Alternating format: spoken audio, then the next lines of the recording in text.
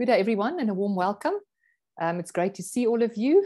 Today's webinar is the third one that we are hosting with regards to optimal parenting. We've already hosted two others on the 15th of March. Peter presented a webinar on the parenting of adult children, and on the 14th of June, we had the webinar on the parenting of teenagers. So those of you that haven't joined those and that are joining today because you've got young children, I would urge you to also go and watch those webinars, because obviously your young children grow up and they become teenagers and they also become adult children. Those webinar links, the recordings of those links, you can find on the Shadowmatch events calendar. If you visit our website, www.shadowmatch.com, and you click on the Events 2022 tab, it will take you to the Shadowmatch events calendar. And on those dates, the 15th of March and the 14th of June, it's got a dark green color, those dates on the calendar. You will find the YouTube links to the recordings of those webinars. As you would have noticed, we are also recording today's webinar because it becomes part of our resources, and it will be placed on the calendar under today's date for future reference. Everybody that have registered for today will also receive the recording link, and those that are not here and that haven't registered will have access to the link on the Shadowmatch events calendar. My name is Lizette de Villiers. I will be the host for this afternoon.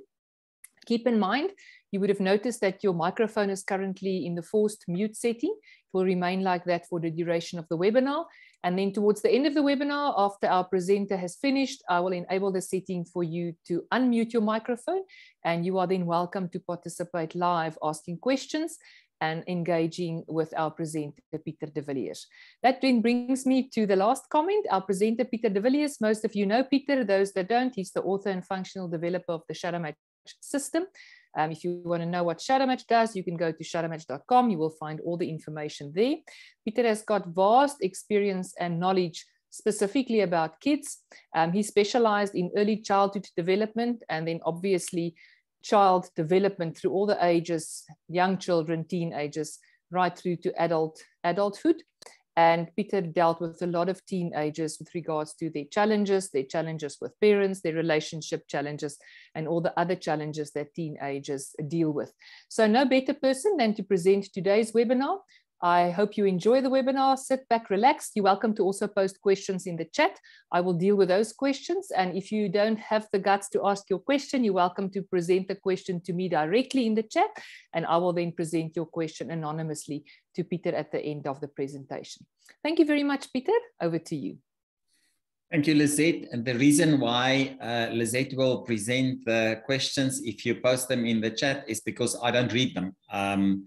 I don't even see them. I don't even notice them. So from that point of view, it's useless to post it and think I will react. Lizette will ask me the question afterwards. And you are also welcome to read the reaction from Lizette. She knows the work that I've been doing for many years.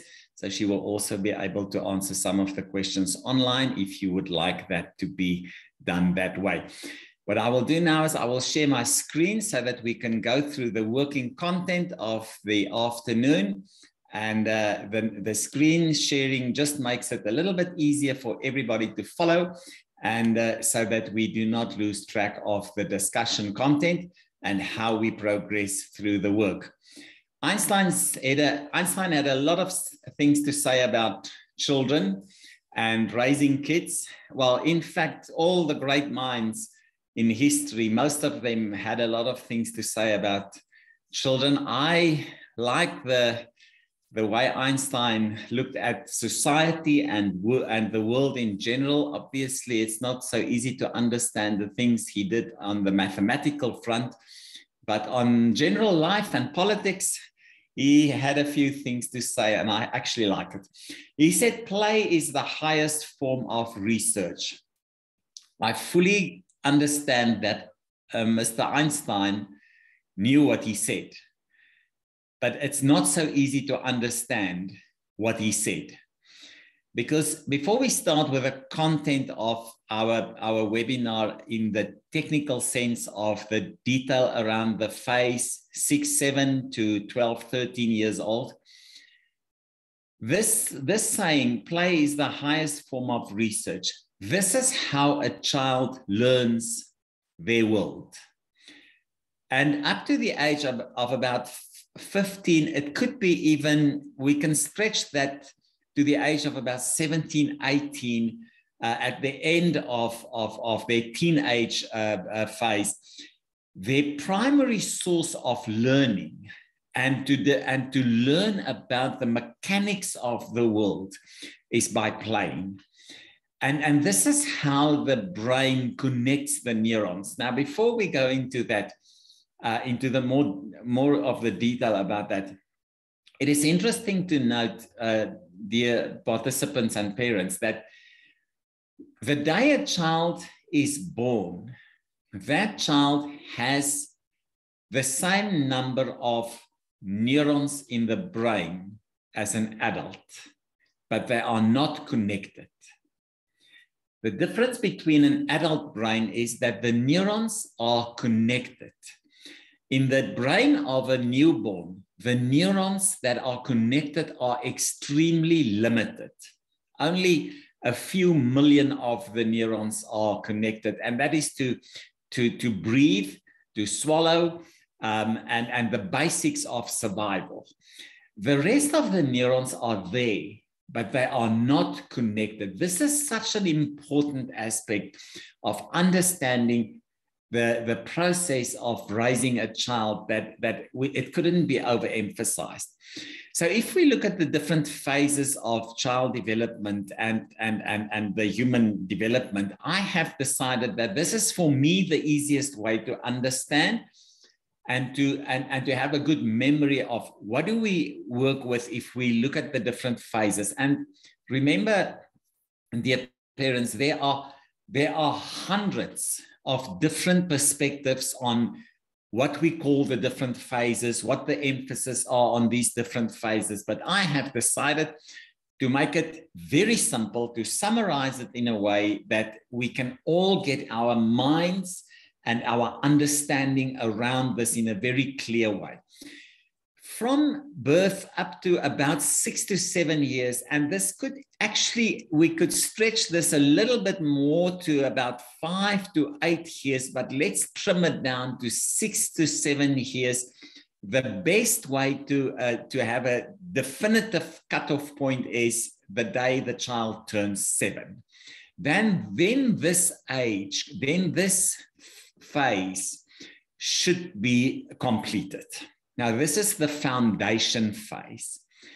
Now, this obviously, it says a lot about this phase, but this is, if we miss it here, we have troubles all over up to wherever. Then from the age of 6, 7, there to the age of about 12, 13, we could again add a year for the quick developers or the fast-moving children. And we could add a year or two up to 14, 15 for the ones that actually, because of their makeup, just their genes or their makeup, their natural makeup, and we cannot explain that, we could add a bit to the 14 and a half, 15-year-old. And this is the age where it is relative, it's the easiest age of parenting. You remember, if you go back to the first slides that we had during the first webinar that I presented, we have a high spike of stress on the parents here, and then it sort of settles for this. And then, well, from here, it increases slowly, the stress and the demands on the parents. But from here on, the stress and the demands on the parents end in the retirement village someday, somewhere.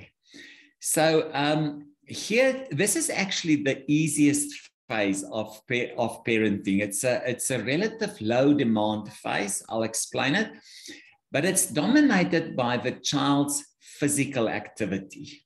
So this is the foundation phase. This is where the basics of the neurons in the brain must connect. The very basics. How do I stand upright? How do I keep my balance? How do I walk? How do I pick up something and keep my balance? Because we'll get to all those things when we do the 4th webinar on parenting for the year. But this phase is a physical phase, and we'll go into the detail, but what it says is that the physical activities of the child are absolutely critical for the development of the brain and the emotions and the abilities and the capabilities of the child to deal with the challenges of life. Then we go into the emotional and the rational phase, obviously, and I won't say anything about it. Just watch the previous webinars that we have presented from a shadow match perspective. If we ask the question, how serious is life? And I've done this. This is first-hand research that I did in 1991. I started the process to ask if I could have a discussion with small children, very small, sort of 5, 6 years old, 4 years old, for those who could have a discussion with me. I started to ask the question, how serious do you think is life? And the feedback that I got is represented here. For these children, life is not serious at all. There's nothing serious in life. They cry in the moment, and they are very emotionally touched in a moment, and they will be unhappy in the moment. But that is because it had a negative impact on them personally. They might have hurt themselves, or something might have happened that had an impact on them, and they recover extremely well and quickly. On the age here, between 6 and 12 years, in this physical age, there's a slight increase that they say, there are some parts of life that might be serious. But their understanding of the challenges of life is not really alive and functioning well, unless the parents impose life on them as a very challenging and a very difficult and a hard place to be. Then they sort of start to imitate that language, and they talk the language of their parents. Then suddenly here, we have a spike. And then there we have another spike. We won't talk about this because we did that in the previous webinars. But the point that I want to make is we work with a person that doesn't see life as a serious series of events. It's not that serious. So then if we ask the question, how much fun is life? The picture completely changes. Because what we then see is we have this phase as life is fun. Life is about playing and laughing and running around and discovering the adventure of this world.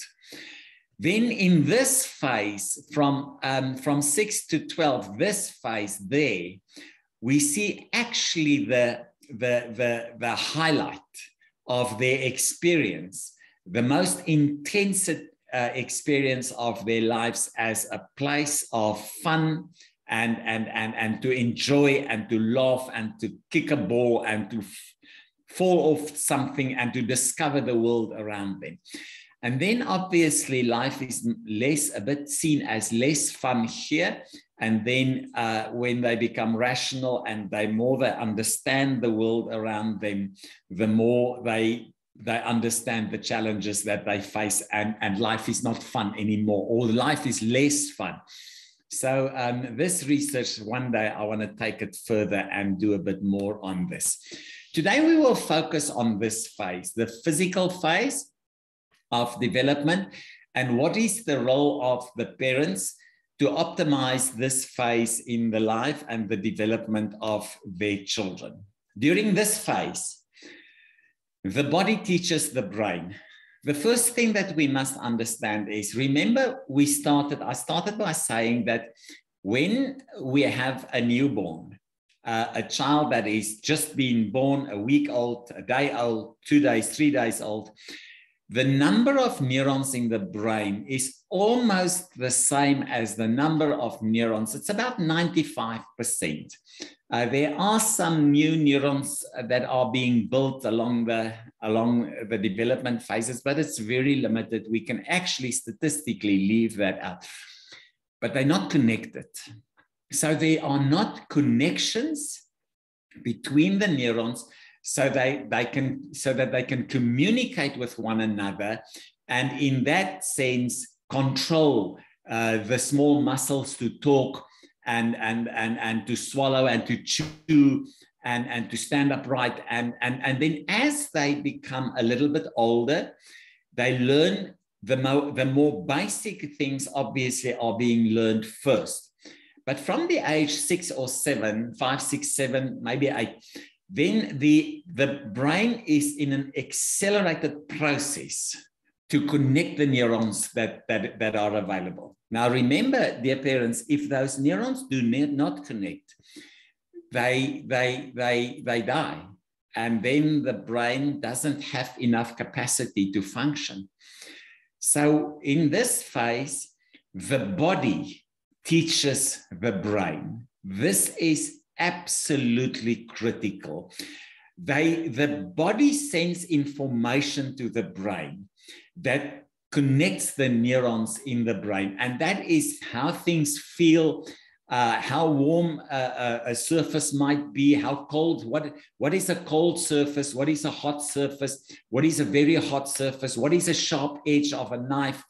And we can carry on with this. What is balance? How do I work out balance? How do I control my weight? How strong am I? What is the weight of the things around me? Can I pick this up? Can I pick house? Can I break this? How strong is this rope or this cord or whatever it might be?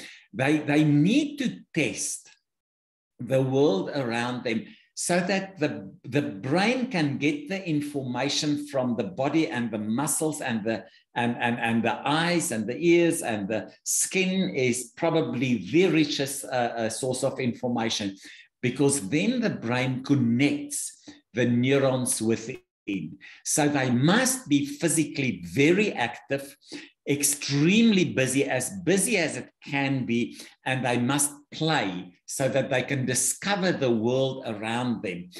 Now, keep in mind, dear parents, that physical activities and experience connect the neurons in the brain. If they don't connect, some of the abilities of the brain do not develop. Balancing, for instance, as an example, build memory capacity. You will see that children during this phase, they try to balance, and the parents get mad because they try to balance on the wall that overhangs the neighbor's fence. Leave them, because if that faculty of the brain, if the neurons do not connect, they lose their ability to build memory in the brain. And there are lots of research that's been done. For instance, reflexes and reaction time develops the capacity of the brain to reason, which forms the basis of mathematical abilities.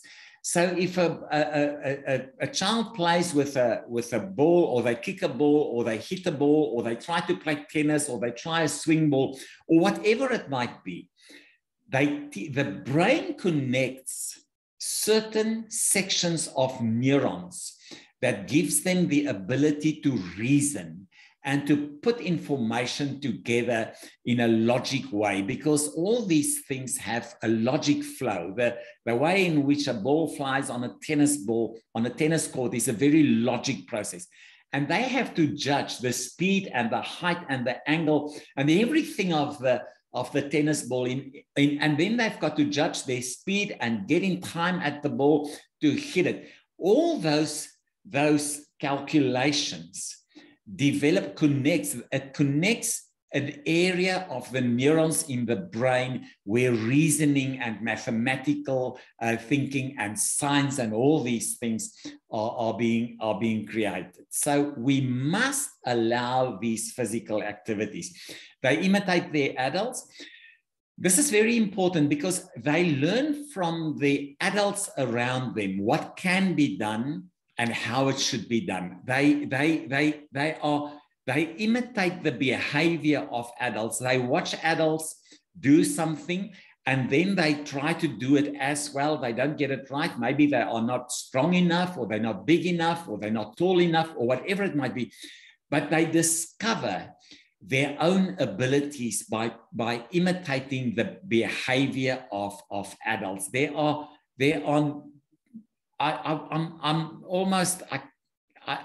I feel like saying there are millions of papers and documents that reflects on the research how children imitate the adults around them, and not only their parents, their teachers, even the adults that they see on television and the movies, etc., etc. They are strong because this is how they get information that connects the neurons in the brains.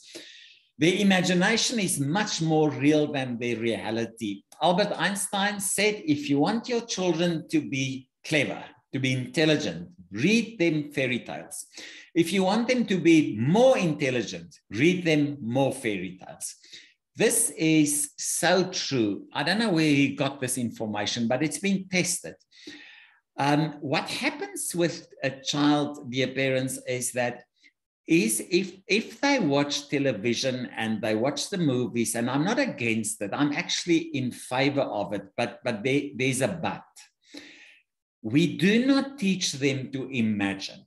And the imaginary connections in the brain has almost a direct correlation with hearing stories and fairy tales. When we read to children, they imagine pictures in their minds. The content that we read in their brain creates pictures, fairy tale pictures of what this world looks like that I'm hearing from what my mother is reading for me. That creative, imaginary capability to connect the neurons has to do with a mathematical science, innovation, the ability to write, to create. All these things are being created by reading these imaginary fairy tales to them. So their imagination is much more real than their reality, and they live within this imaginary world. And it's fantastic because it creates their innovation and their ability to deal with challenging concepts in life going further. Then they start building life dreams. This is obviously very important because they start to think about their dreams in life. What am I dreaming for myself? Where do I want to be? What do I want to become one day? How will I get there? That's not so critical at that stage, but they build these life dreams. And if we do not allow that, we then compromise the neurons in the brain to connect to the level of complexity that is necessary to be a successful person in terms of finding solutions to problem, think around a problem, imagine what would happen if I do this and this and this. It's been learned at an early age. This is the age where it's been learned. Their situation or their context shapes their identity. They become their environment. The people in their environment, the place where they stay, the people they engage, the school they go to, the friends they have create their identity. This is very important because we must allow the child to live in the environment, but we must also create an environment that builds a positive identity for the child, because the identity that we build during this phase is sort of permanent. It's not so easy to change it. I'm using the words a bit carefully, but we can work with a bit of a hard statement that the identity that's been formed in this age phase of their lives are sort of permanent. It's very, very, very difficult to change the identity that has been shaped by the environment where they lived between the ages 6, 7 to 12, 13, that physical age. They need role models. Obviously, they are always on the lookout for somebody that they admire to follow. It doesn't mean that it must be a positive admiration that they have. If they live in an environment where where gangsters are the heroes of society or the environment where they live, then they imitate these role models, and it becomes their identity and their dreams, because then they want to be that role model that they have identified with, even if it's from an objective, well, there's no such thing as objective, but from an outside perspective or a more rational perspective, a very negative role model. Remember, they don't make that judgment call. They see this person as a hero in how they see the world, where they live and where they exist, and they adapt that as they adopt that as a role model of credibility, and they don't make a judgment call on that because it's the accepted role model for the society and the environment where they are.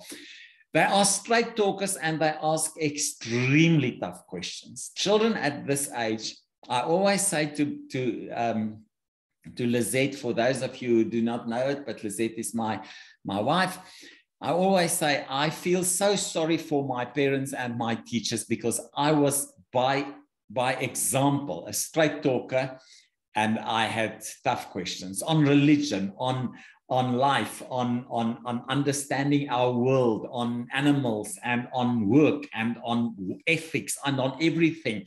And if they do not have these tough questions, it's because of there's a fear, either from the environment or the parents, that they are not allowed to ask these questions. So the more tough questions they ask their teachers and their parents, the more freedom they allow themselves to ask these questions. And obviously, it's a compliment for the parents. If kids in this age ask you as a parent the tough questions in life, feel good about it, because they feel that they have the freedom to do it.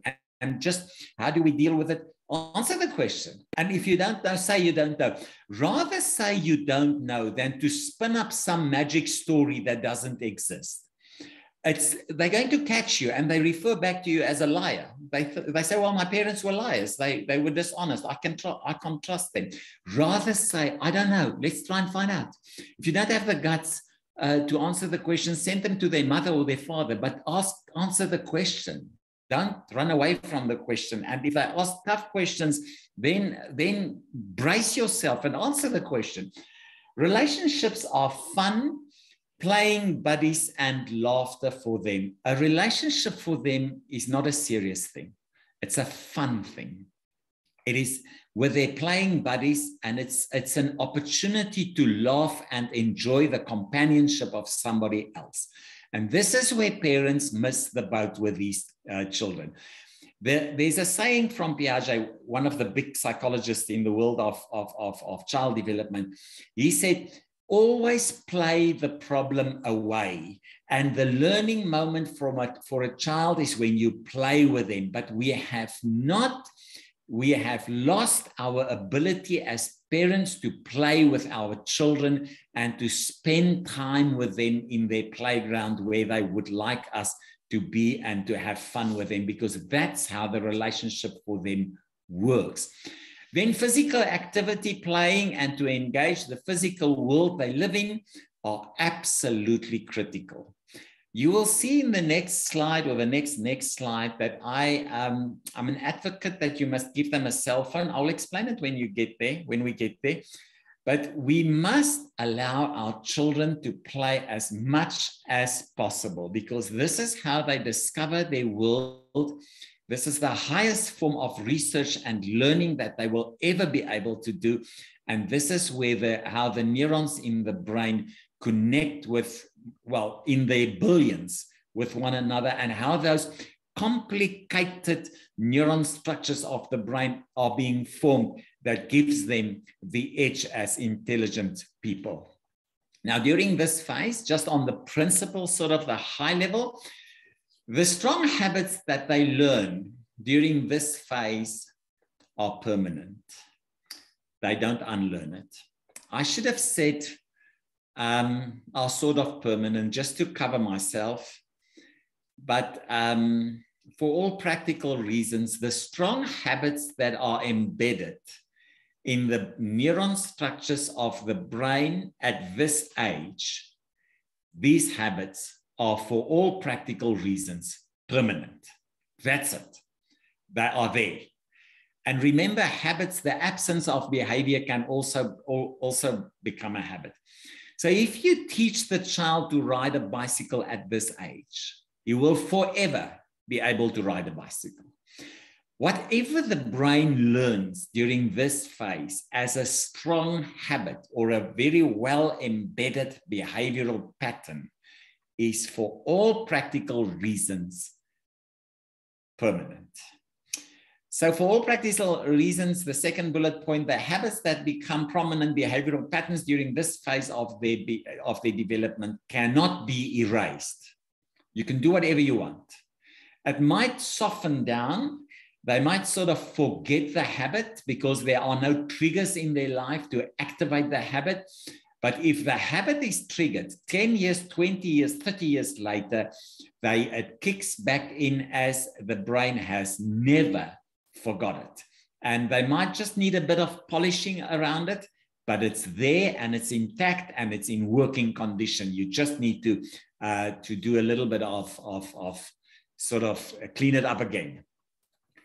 It is the phase when habits form very quickly. Be very careful as parents, because this is the phase where habits are being formed very quickly amongst the neurons of the brain, and they settle in quite deep into the neuron patterns of the brain. So the connections are extremely strong in the brain during this phase of their development. Be extremely careful about the habits they learn. Be very careful about the habits they learn by watching you, by imitating your behavior, by listening to your voice, how you raise your voice, how you shout and scream when you are frustrated and aggressive, or whatever it might be. Those habits are it creates neural patterns in the brain that will not be erased later in their lives. You can bank on it. So be very careful about your example, how you talk to your children obviously during all phases, but this phase is extremely sensitive. If you want your children to be aggressive with you one day, when they are 17 or 18 years old, be aggressive with them now. You will lose the fight. Remember this, dear parents. You cannot win a fight against a child. Can't win it. Because you are on the way down and they are on the way up. It's as simple as that.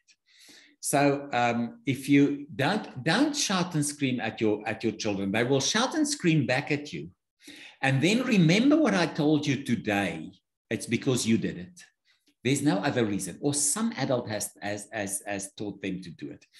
You must control it. Stick to the positive patterns. Build structured behavioral patterns. This is absolutely critical.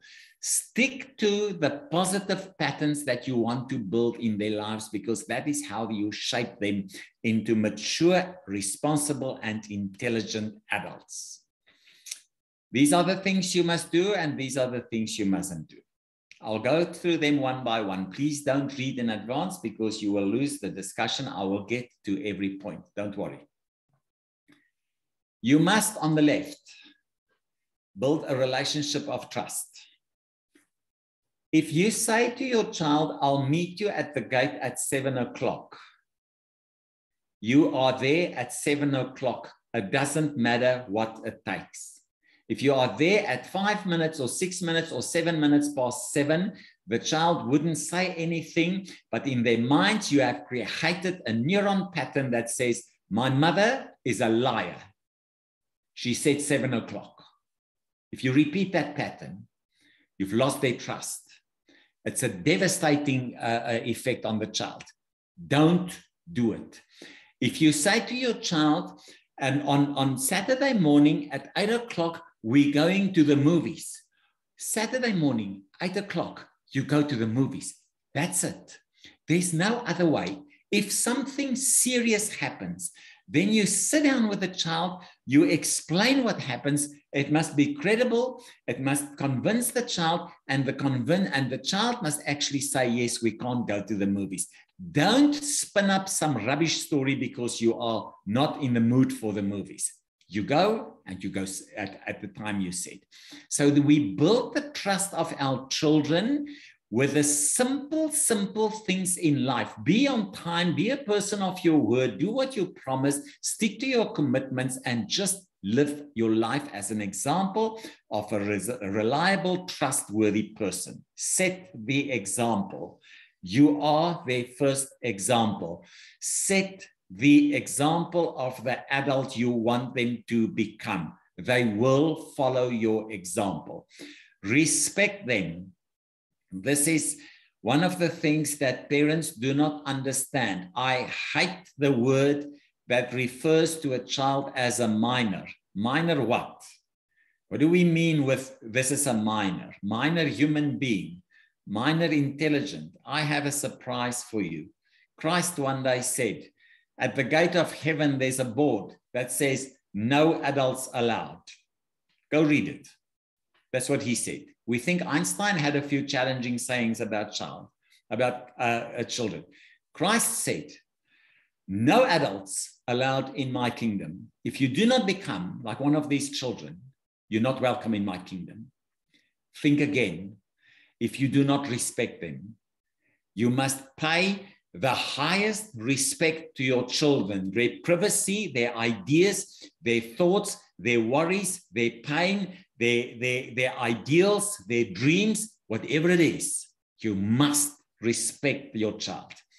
Let them play physically as much as possible for as long as possible until they fall down and sleep.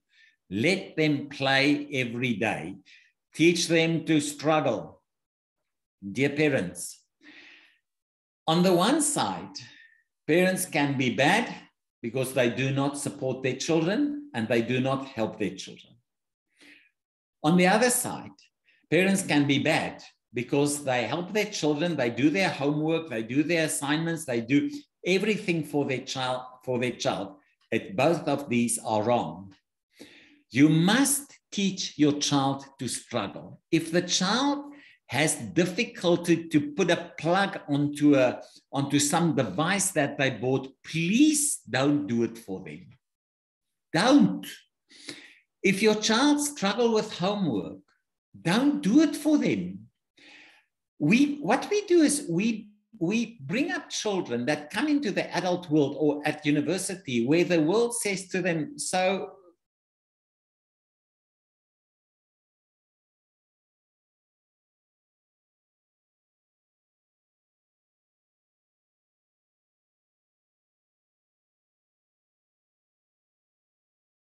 discovering, how do I get this right? So you need to teach them to struggle. It's so hard for parents because parents want to do good. They're not doing good. They're doing bad if they don't teach the children to struggle. Do tough things with them.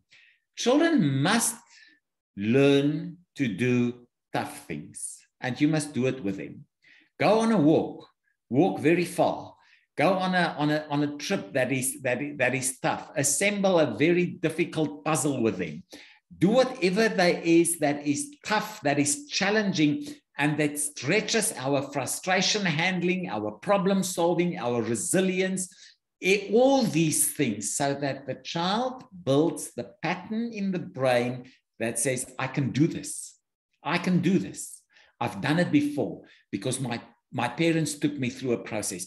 What we do as good parents, we are bad parents because we want to, I don't want my children to struggle like I struggled. Hello. So what you are saying is you want your children to be softies, not capable of facing the world that is a hard and a tough world. You want your children to shy away from every problem that's being given to them. You want your children to give up on every challenge that life gives them.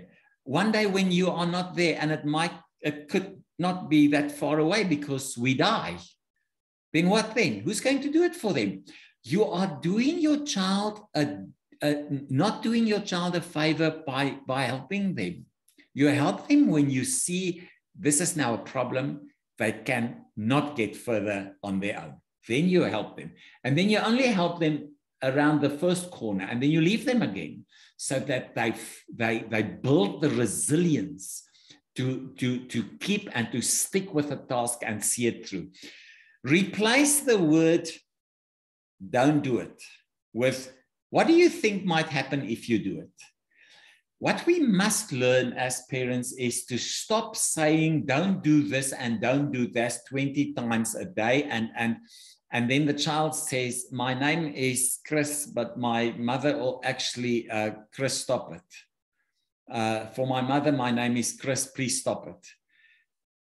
What we do is we do not give the child the framework to learn and to develop. But if there's a danger point, and I understand that I've got 3 children.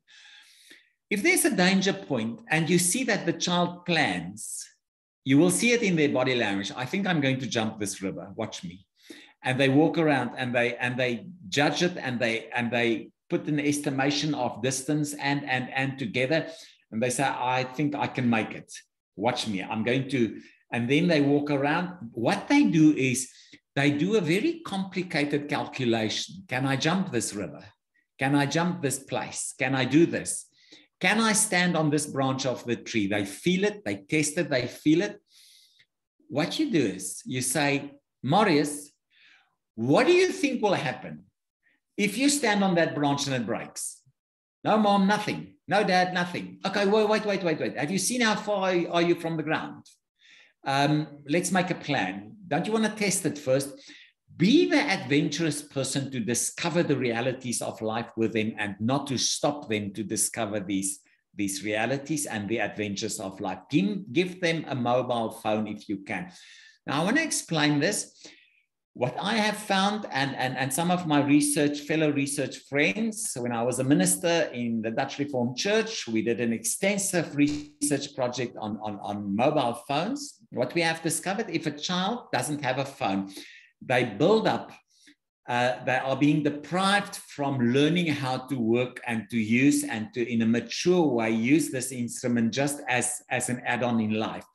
And then when they get to the age of 18, 19 or 20 or 17, and they then get a phone, they have such a backlog of deprivation because of the absence of the phone in their lives that they become addicted to the phone and they can't leave the phone out. So rather make them use to the value of a mobile phone as a useful instrument from a relative early age so that they do not deprive themselves to the point where they become addicted if they can by their own. So that's the reason for a mobile phone. And there's no other reason. It's a fantastic thing for them to be safe and to contact you, to coordinate and to build trust in the world around them. Teach them structure and routine.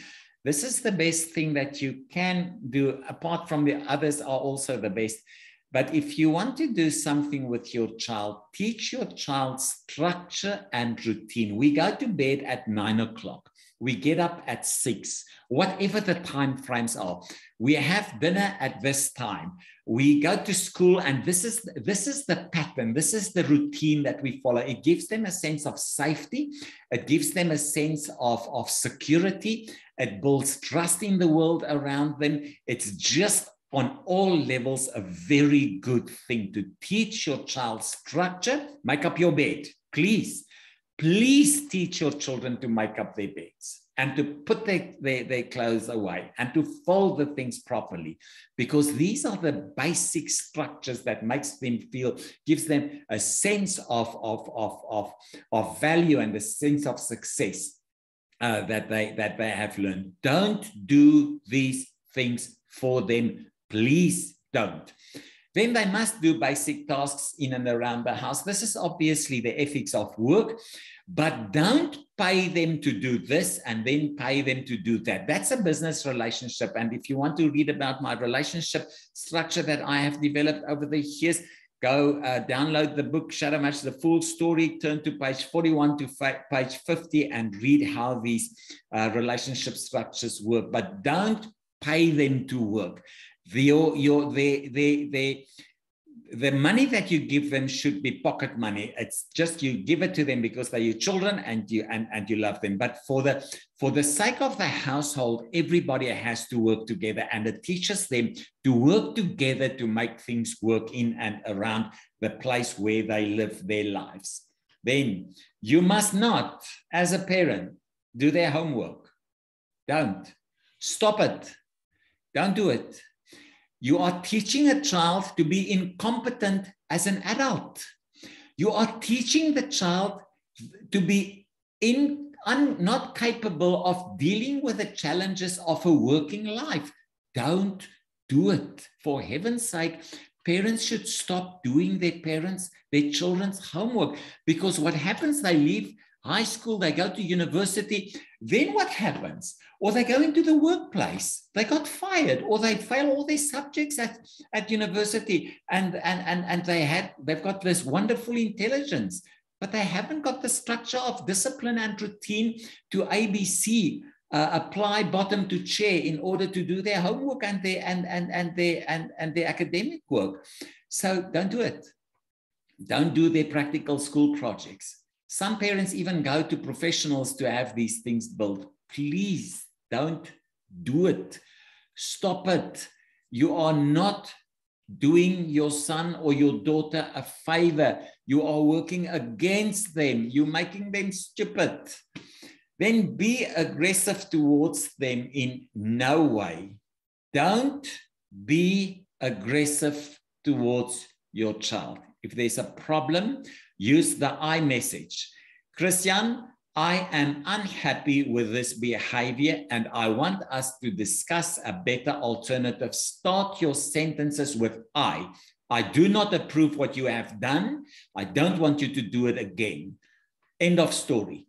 And then if there is punishment that must be handed out, then punishment is around pocket money, about their freedom, about they must stay at home, they must be under quarantine or whatever you might, but don't be too strict. They are learning. They are in the process of learning. Just relax.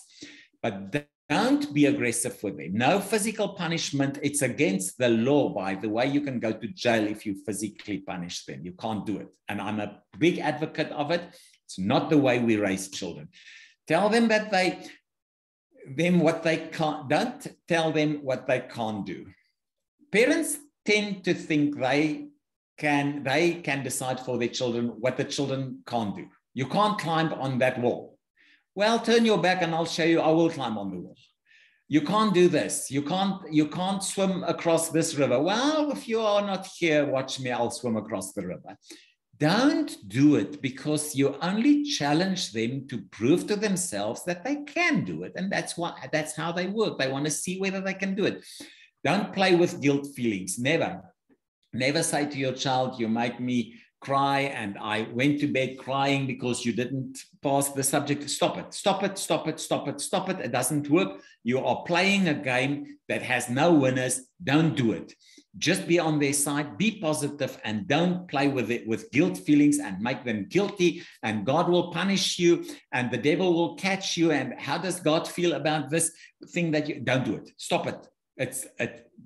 Use the I message. If there's something that they have done that you don't like, say, I don't like this, and I have not approved this behavior of yours. I want you to stop. And you will see how powerful that is in their lives.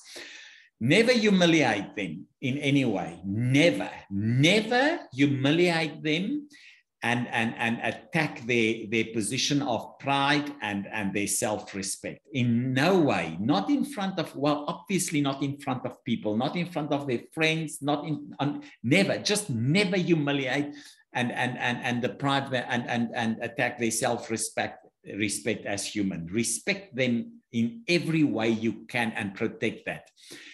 Never suppress their imagination. What parents tend to do is, because the parents have lost their imagination in life, they don't want their children to have an active and a wild imagination. Just let them imagine a wonderful world. It is fantastic. It connects neurons in the brain that cannot be connected in any other way. It creates an innovative, strong, intelligent person by creating imaginary realities in their minds. So just support that and don't suppress it. Don't manage them by fear. If you do this, this will happen. If you do that again, then this and this and this will happen. You create fear. And what they do is they go into an adult life and they are fearful of everybody around them. They fear their teachers. They are fearful of a work. They fear failure. And eventually that fear becomes their boss and they cannot move on with their lives. Don't run fear into your child's life, and always tell them that you are in control so that they can imitate that behavior of being in control of a stressful situation. You must not say, when I was your age. It's got nothing to do with it. You are not their age now. It's got nothing to do with it. Don't say, when I was your age, I could jump a meter further or whatever. Or when the most horrific thing that a parent can say is, when I was your age, I didn't have a mobile phone. And so what? What has this got to do with my situation now? Parents said to me a few years ago, when I went to university at the age of 18, I didn't have a car. Yeah, right. But if you are intelligent enough to understand that when you were at university, things were very different to what it is now. People were safe. They could walk to varsity. They could walk in the evenings alone in the streets. So don't do this. Don't say when I was your age. You are not their age. So work with what you have currently in front of you and do it in a positive and a constructive manner. You must not deprive them from your time, positive attention to play and to laugh with them. Remember, when there is a problem, the teaching moment is when you play with them and not when you fight with them. When you fight with them, they shut off. They close the doors and they say, I don't respect you and I don't hear you. I think you're an aggressive idiot. That's what they think. But if you play with them and you teach them, whilst you play with them, you have their positive learning energy available to teach them principles of life and principles of behavior. What Einstein said is, our greatest natural resource is the minds of our children. He was right. I'm convinced that Mr. Einstein was right. With that, dear ladies and gentlemen, parents, thank you very much for attending our webinar. I hope you have learned something, and remember, the child in your house belongs to head office, where Christ said, these are the citizens of my kingdom. Respect them accordingly. Thanks, Lisette.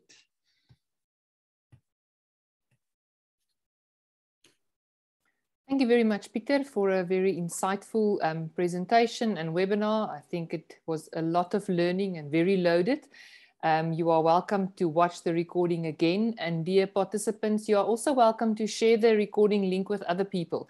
So we will make it available later today, by latest tomorrow morning. You will find it on the Shadow Match calendar. Charmaine will also distribute to those that have registered.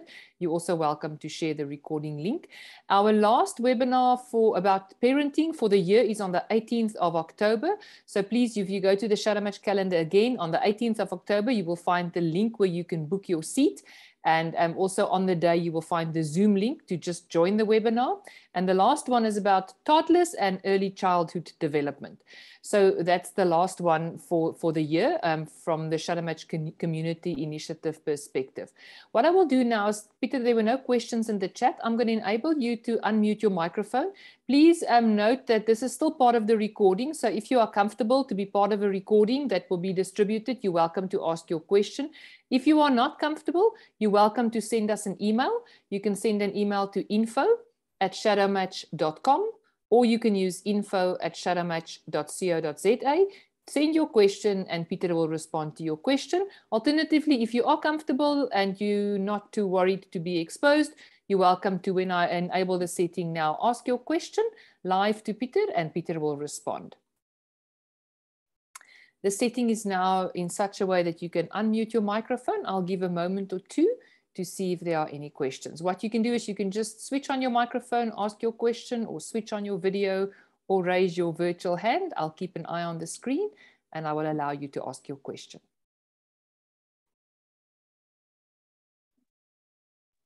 Go ahead, Jan. Yeah, you know by now that I ask questions quite a lot. So, Peter, this makes a lot of sense. I have had in my own work with parents and families, I have experienced, they're not in the majority, but a minority of parents who say, I don't know where my kid got this behavior, this way of talking. They must have made a mistake at the hospital, and it's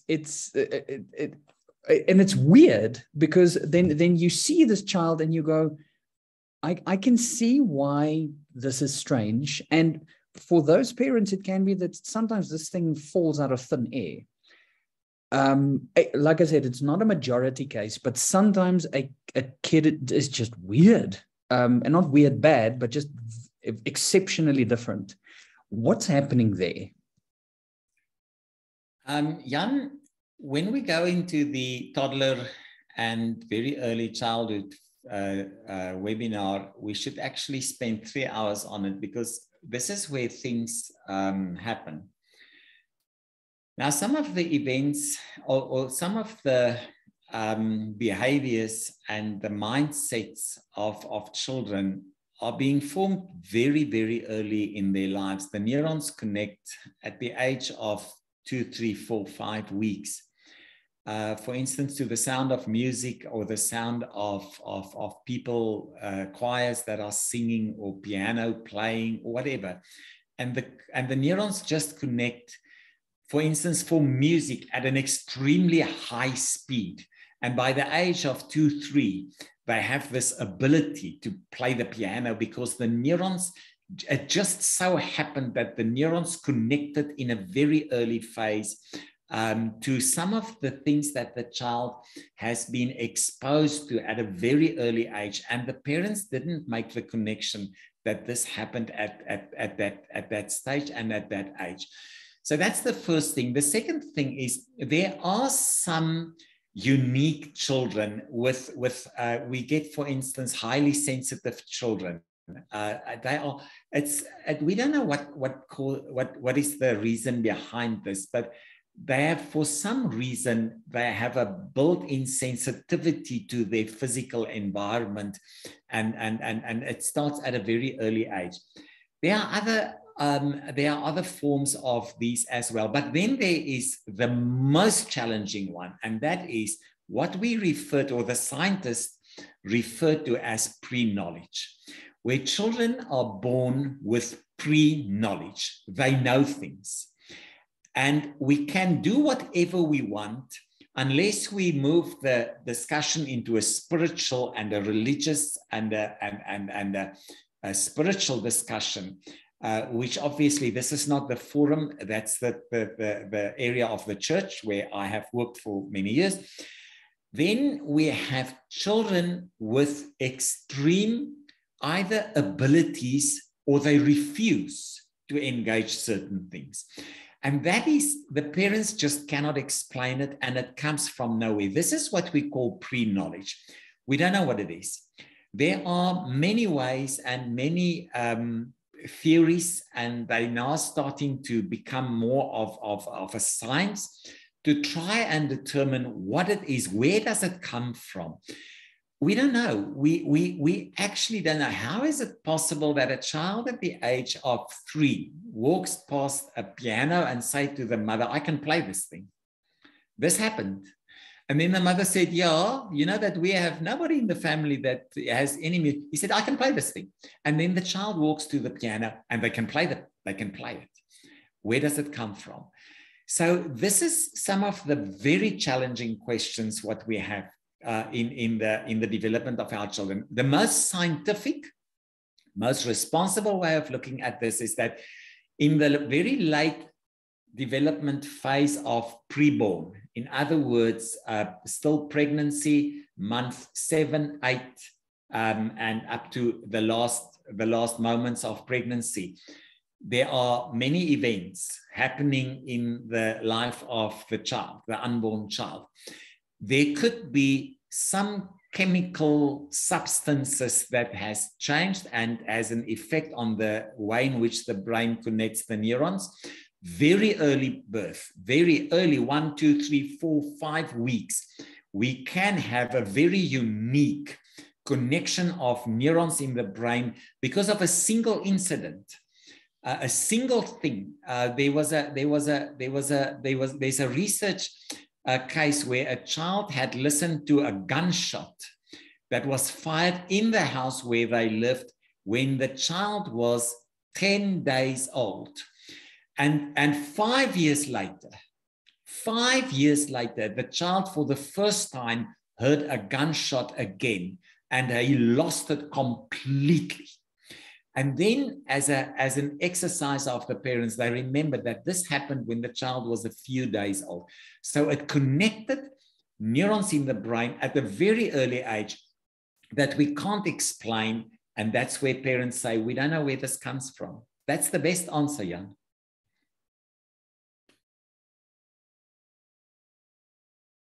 Thank you very much, Peter. There was one last question in the chat before I position that question. I just want to say to everybody, you're welcome to leave. We are done with the formalities. We will handle one more question on the recording, and then I will also stop the recording so that it doesn't run over too much over the hour. The question came from Sunette. Peter, I'll position the question and see Sunette also switched on her video, and then you can answer. The question was specifically on the advice you gave with regards to routine, to teach your children routine.